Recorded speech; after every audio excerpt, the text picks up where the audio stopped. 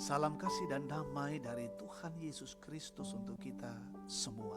Selamat pagi dan shalom.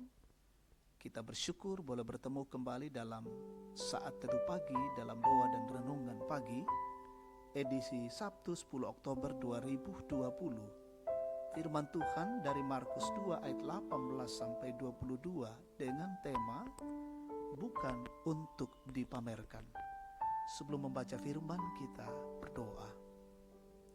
Segala puji, syukur, hormat kami persembahkan kepadamu Tuhan pada pagi ini. Engkau memelihara kehidupan kami sampai pada detik ini.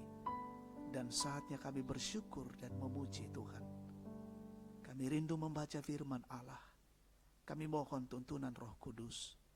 Sehingga firman ini kami mengerti dan pahami dengan baik dan benar. Kami lakukan di tengah-tengah hidup ini. Ya Bapa, berfirmanlah, kami siap mendengar dan ampuni dosa kami. Dalam nama Tuhan Yesus, Juru Selamat kami datang berdoa dan bersyukur kepada Bapa di sorga. Amin. Markus 2 ayat 18 sampai 22. Hal berpuasa. Pada suatu kali ketika murid-murid Yohanes dan orang-orang Farisi sedang berpuasa, datanglah orang-orang dan mengatakan kepada Yesus, "Mengapa murid-murid Yohanes dan murid-murid orang Farisi berpuasa, tetapi murid-muridmu tidak?" Jawab Yesus kepada mereka, "Dapatkah sahabat-sahabat mempelai laki-laki berpuasa sedang mempelai itu bersama mereka? Selama mempelai itu bersama mereka, mereka tidak dapat berpuasa. Tetapi waktunya akan datang mempelai itu diambil dari mereka, dan pada waktu itulah mereka akan berpuasa. Tidak seorang pun menambalkan secari kain yang belum susut pada baju yang tua. Karena jika demikian, kain penambal itu akan mencabiknya, yang baru mencabik yang tua, lalu makin besarlah koyaknya. Demikian juga tidak seorang pun mengisikan anggur yang baru ke dalam kantong kulit yang tua. Karena jika demikian, anggur itu akan mengoyakkan kantong itu, sehingga anggur itu dan kantongnya dua-duanya terbuang. Tetapi anggur yang baru hendaknya disimpan dalam kantong yang baru pula." Amin. Bukan untuk dipamerkan, tangialah di porombo. Tema kita saat ini. Jemaat yang Tuhan Yesus kasihi. Seorang filsuf Jerman, Georg Wilhelm Friedrich Hegel, mengatakan, ciri khas manusia adalah ingin diakui oleh orang lain. Setiap generasi punya keinginan itu, yang membedakan hanyalah caranya. Ketika internet belum ada, jika orang mau diakui, maka ia akan pamer sesuatu secara langsung di depan banyak orang dan disebarkan dari mulut ke mulut. Sekarang ini sudah boleh, sudah lebih mudah. Bermodalkan kamera ponsel dan jaringan internet, diunggah ke media sosial, maka seketika itu juga akan muncul pengakuan dari orang lain melalui simbol lain. Begitupun dalam hal aktivitas kerohanian. Saat ini muncul istilah Kristen sosmed, karena semakin banyak orang yang senang memamerkan aktivitas rohaninya di media sosial. Pada suatu waktu, Yesus pun pernah didatangi orang-orang yang mempertanyakan, mengapa murid-muridnya tidak pernah terlihat berpuasa, sedangkan murid-murid Yohanes dan orang Farisi berpuasa. Apakah Yesus melarang murid-muridnya berpuasa? Tentu saja tidak.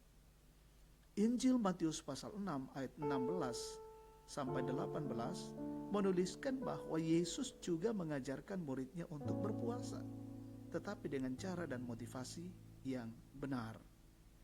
Yesus menjawab dengan menjelaskan bahwa murid-muridnya akan berpuasa pada waktu yang tepat dan dengan motivasi yang benar. Jemaat kekasih Tuhan, bagi Yesus, berpuasa itu baik, aktivitas rohani itu baik, tetapi jangan dilakukan sebagai ajang pamer kesalehan tanpa mengerti maknanya. Berpuasa bukanlah sekedar kebiasaan dan aktivitas rohani belaka, tetapi sebuah kerinduan untuk dekat dengan Allah dalam kehidupan. Yesus tidak mau semua yang dilakukannya hanya formalitas dan kemunafikan. Karena itu, tidak perlu pamer rohani, sebab yang dilihat Allah adalah hati kita yang berorientasi pada kemuliaan Allah saja. Terpujilah Kristus. Amin. Kita satu dalam doa kita. Berdoa.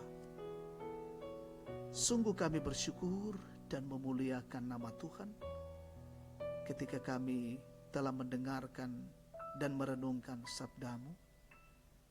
Ada banyak pengajaran yang disampaikan kepada kami. Biarlah ya Tuhan, jalani kehidupan ini, kami tidak memamerkan rohani kami, spiritualitas kami, tetapi biarlah Tuhan yang melihat hati kami dan hati yang berorientasi untuk memuliakan Allah. Ada banyak aktivitas-aktivitas rohani yang membuat kami bertumbuh, tetapi di dalam semuanya itu kami tidak pamer rohani. Bapa di dalam sorga, kami bersyukur untuk kesempatan ini dimungkinkan lagi menikmati persekutuan dengan Allah. Dan kami akan melanjutkan siara kehidupan kami hari ini. Mohon kiranya tuntunan kasih dan perlindungan dari-Mu ya Tuhan. Kami berjalan dalam terang kasih Tuhan. Berkati setiap kegiatan-kegiatan kami hari ini, aktivitas pekerjaan pelayanan kami. Juga seluruh jemaat-Mu Gereja Toraja Tangerang, saudara-saudara kami di tempat yang lain. Bersyukur dengan jemaat yang menikmati setiap berkat-berkat Tuhan sampai saat ini. Ada yang berulang tahun hari ini, Tuhan berkati, sempurnakan syukur, sukacita mereka. Juga ada yang dalam kondisi sakit, terpapar COVID-19, berkati dan pulihkan mereka semua ya Tuhan. Yang dalam kondisi berduka, Tuhan hiburkan. Dalam pergumulan, menghadapi berbagai kesulitan tekanan hidup, Tuhan menopang dengan baik. Bapa di sorga, kami mendoakan pemimpin negeri ini berkati, terus menjalankan pemerintahan dengan baik. Semua pejuang garda terdepan yang berkarya melayani hari ini, Tuhan berkati. Kami semua boleh dimungkinkan untuk terus menjaga dan melindungi diri kami, sehingga kami dihindarkan Tuhan wabah COVID-19. Terima kasih ya Allah Bapa. Ini syukur, ini doa kami pagi ini. Kami persembahkan kepadamu di dalam nama Yesus, Tuhan dan Juru Selamat kami. Amin. Demikian saat teduh kita pada pagi hari ini. Tuhan memberkati dan salam sehat untuk kita sekalian.